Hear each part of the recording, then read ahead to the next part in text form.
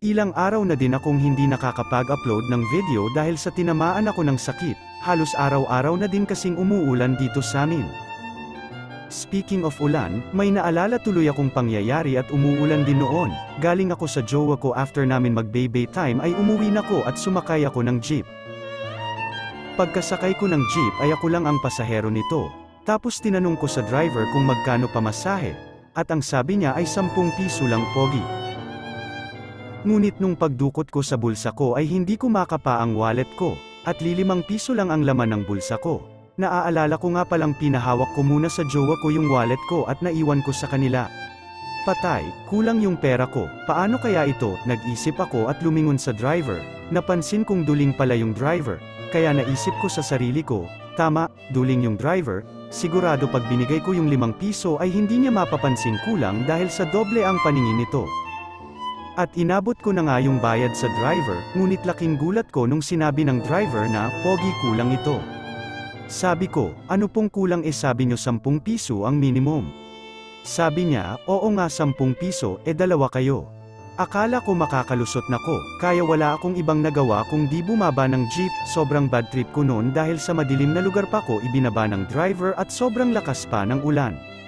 Ang sama ng mukha, ng ugali ng driver na yun na kahit ganito na nga kalakas yung ulan pinababa pa rin niya ko sa jeep niya, kaya wala na kong ibang nagawa kung di mag-chat sa jowa ko para magpasundo. Habang naghihintay at nakatulala sa malakas na ulan, may narinig akong nagtatalo sa gilid ko, isang tindera ng balot at customer nito. Sabi ng tindera, hoy kahit ganito ako at nagtitinda lang ng balot, may anak ako sa UP, UE, Ateneo at UST. Sabi ng customer, wow, sosyal, ano naman mga course nila? Sagot ng tindera, wala, nagtitinda rin sila doon ng balot. Binaling ko na lang ang tingin ko at di ko na lang sila pinansin, habang lumalalim ang gabi at di pa rin humihinto ang ulan, ay ako na lang ang naiwang mag-isa doon sa pwesto ko.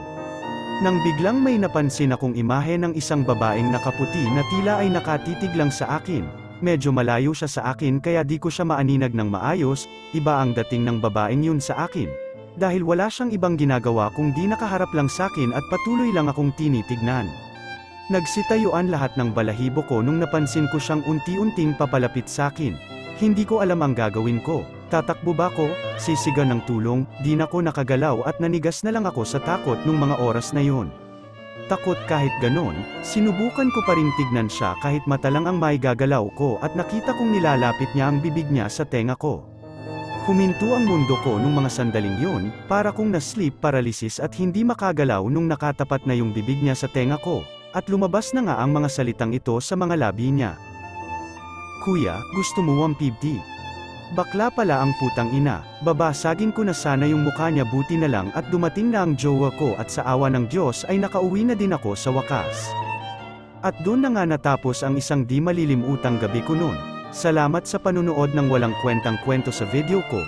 Sana ay wala kayong natutunan. Patuloy nyo lang ang panunood ng video ko para patuloy ding nasasayang ang oras nyo mga tanga. Hahaha, syempre joke lang, hahahaha.